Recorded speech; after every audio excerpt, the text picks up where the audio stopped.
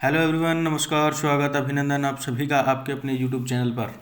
Guys, आज के video में अपन जानेंगे कि लेटर किस तरीके से लिख सकते हैं। आखिरकार how we can write a letter, what is the types of letter, what is the definition of a letter, how we can prepare a format of letter, कि हम एक कहें कि लेटर का फॉर्मेट किस तरीके से बना सकते हैं, कि लेटर के कितने प्रकार होते हैं। तो चलिए आज के इस वीडियो की शुरुआत करते हैं अपन इस मोटिवेशनल क्विट के साथ में, कि कभी ये मत सोचिए कि आप अकेले हैं, कि कभी ये मत सोचिए कि आप अकेले हैं, बल्कि ये सोचिए कि आप अकेले ही काफ़ी हैं। क्लियर? तो चलिए इसी मोटिवेशनल कोट के साथ में ऊर्जावान होते हुए चलते हैं। अब बात कर लेते हैं अगले लेटर के बारे में। आखिरकार लेटर होता क्या है? लेटर है जो अपन कहें कि एक प्रकार से मैसेजिंग का अपना एक साधन है। क्लियर? आफ्टर देन अब बात करते हैं कि आखिरकार लेटर के कितने प्रकार होते हैं। तो लेटर होते हैं दो प्रकार के। First number formal, second informal. Clear?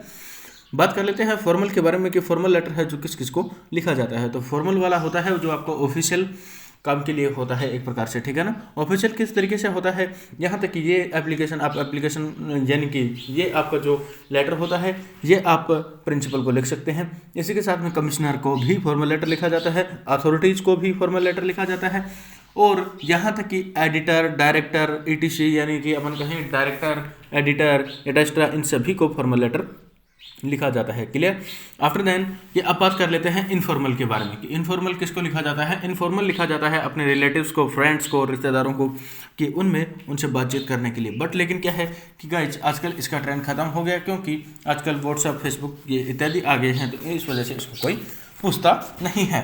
ठीक है, तो चलिए अब बात कर लेते हैं कि आखिरकार अपन फॉर्मल लेटर किस तरीके से लिख सकते हैं, इसका फॉर्मेट क्या होता है। तो चलिए अब मैंने जो आपके सामने फॉर्मेट डाला है इसी के साथ में इसके ऊपर एक नज़र लगाते हैं। तो ठीक है, फर्स्ट नंबर आपको क्या करना है, पहले से पहले आपको लिखना है आपका सेंडर्स एड्रेस, यानी अपन कहें कि यहाँ पे पत्र यानी जो लेटर लिखने वाला होता है उसका पता होना चाहिए। जैसे मान लीजिए मैं कहूँ कि एक प्रकार से 15-321 Alwar road, Sanganer, Jaipur. Clear? After then you have to write your date.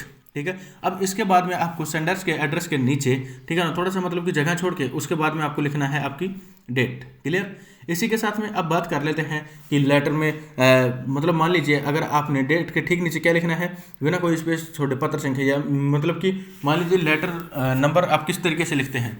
जैसे कि किसी को अगर आपने 1 से 2 बार या 3 बार 4 बार जितनी बार लेटर दिया है, अगर अभी तक कुछ काम नहीं हुआ उसके बाद में आप उसको लेटर संख्या लिख सकते हो। क्लियर? आफ्टर देन आपको लिखना है कि रिसीवर्स एड्रेस, मतलब कि जो प्राप्तकर्ता होता है उसके आपको एड्रेस लिखना है। क्लियर? कि जहां पर आप पत्र भेज रहे हो आगे जो प्राप्त करने वाला है उसका एड्रेस लिखना है। ठीक है, after then you have to write salutation. ठीक है, सैल्यूटेशन यानी रिसीवर के एड्रेस के नीचे थोड़ा सा अपने को जगह छोड़ के आपको क्या लिखना है, संबोधन, यानी अपन कहें कि एक प्रकार से सर लिखना है अगर वहाँ पे मेल हो, और अगर फीमेल हो तो आपको लिखना है ma'am. Clear? After then you have to write in your letter subject. ठीक है, सैल्यूटेशन की थोड़ा सा नीचे स्पेस छोड़ के आपको लिखना है आपका सब्जेक्ट, कि मतलब कि किस विषय के बारे में आप पत्र लिखना चाहते हो। Clear? After then you have to write communication. आपको उसके बाद में आपका कम्युनिकेशन लिखना है, सब्जेक्ट के नीचे थोड़ा सा स्पेस छोड़कर उसमें आपको संप्रेषण लिखना है। आपकी जो भी पूरी मतलब अपन कहें कि जो भी गाथा होती है वो सारी की सारी आपको इसमें लिख देनी है। ठीक है, आफ्टर देन आपको क्या करना है, कम्युनिकेशन के नीचे थोड़ा सा नीचे करके आपको लिख देना है आपका कोटस एंडिस, यानी कि शिष्ट समापन। ठीक है ना, वो आपको अभिव्यक्ति लिख देनी है। After then you have to write subscription, मतलब कोटस एंडिंग के थोड़ा सा नीचे स्पेस छोड़ के आपको क्या करना है, आपको लिख देना है, मतलब कि एक प्रकार से अपन कहें कि you are faithfully, you are truly. Clear? After then you have to write sender signature, मतलब कि जो भी आपका भेजने वाला होता है, आप जहाँ पर किसी को लेटर भेजना चाहते हैं वहाँ पर अब उसके साथ में जो भेजने वाला होता है वो यहाँ पे आपके सिग्नेचर कर देगा। Clear? After then you have to write your name, मतलब sender's name. Clear? After then you have to write sender's post, यानी कि मान लीजिए अगर उसके पास में कोई पोस्ट है तो वो लिख सकता है। क्लियर?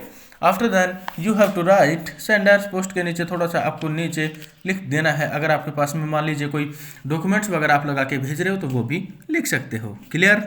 मुझे उम्मीद है यहाँ तक आपका क्लियर हुआ। तो चलिए अब बात कर लेते हैं कि आखिरकार अपन किस तरीके से लिखें, तो एक फॉर्मल लेटर क्यों ना लिखा जाए। तो चलिए अब शुरुआत कर लेते हैं कि एक फॉर्मल लेटर अपन लिख लेते हैं। तो चलिए तो चलिए मान लीजिए अपन suppose that you are Ravi living at 15 Bajaj Nagar Jaipur, ठीक है ना, कि आप रवि हैं और बजाज नगर जयपुर में 15 में रहते हैं। क्लियर।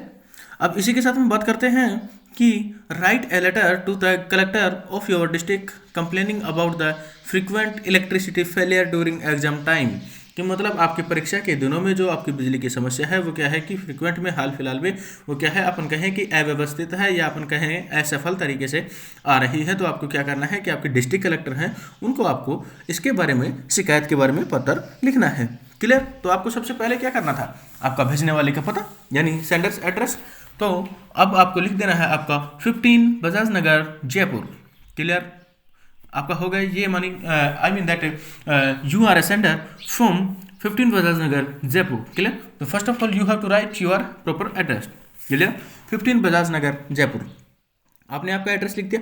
अब इसके बाद में तुरंत मैंने जैसे आपको बताया था कि आपकी लिखनी है आपको डेट। क्लियर। अब इसी के साथ में बात करते हैं कि इसके बाद में आपका था कि अपन एक प्रकार से कहें रिसीवर्स एड्रेस। क्लियर। तो रिसीवर्स एड्रेस आपका क्या है, मतलब किसको भेज रहे हो आप और कौन प्राप्त करेगा, तो द कलेक्टर। ठीक है। District of Jaipur. क्लियर हो गया। इसी के साथ में था अपना सैल्यूटेशन, यानी कि आपके सर हैं तो आपको सर लिखना है, या अपन कहें कि मैम है तो मैम। मान लीजिए आपने सोचा कि यहाँ पे सर होंगे आपके कलेक्टर, तो आपने लिख दिया sir. Okay. After then you have to write your subject. तो सब्जेक्ट में अपने को क्या लिखना है कि frequent electricity failure during exam time. Clear. After then you have to write your communication. As we can write, with due respect, I would like to state the exam of school are underway and the frequent electricity failure during exam time spoils the year-long labor of the students. Clear? जहाँ तक आपके जो detail थी, मतलब कि मान लीजिए आपने जो इलेक्ट्रिसिटी के बारे में आपको लिखना था वो आपने लिख दिया। After then you have to write it hinders studies. It hinders studies.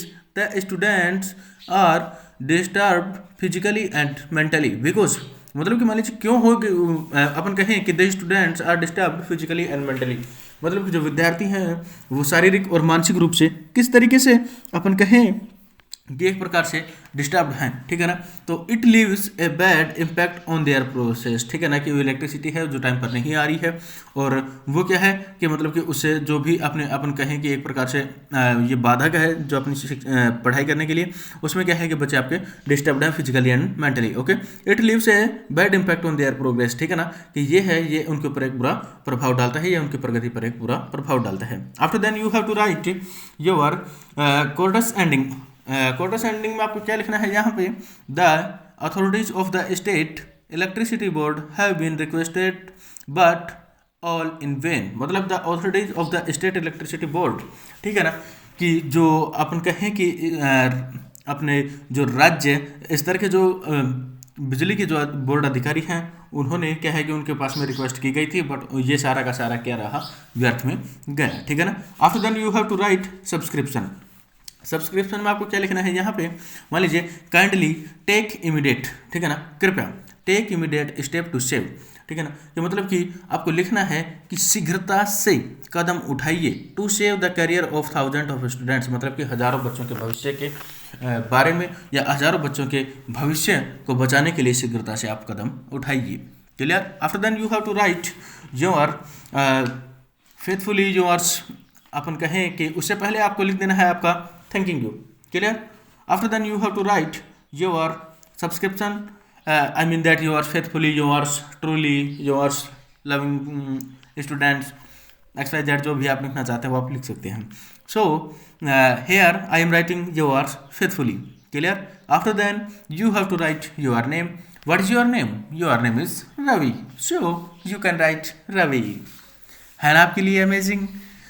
मुझे उम्मीद है कि यहाँ तक आपने लेटर लिखना सीख लिया होगा। चलिए जल्द ही मिलते हैं आपसे नेक्स्ट वीडियो में, उसमें बात करेंगे अपन इनफॉर्मल लेटर के बारे में कि इनफॉर्मल लेटर किस तरीके से अपन लिख सकते हैं।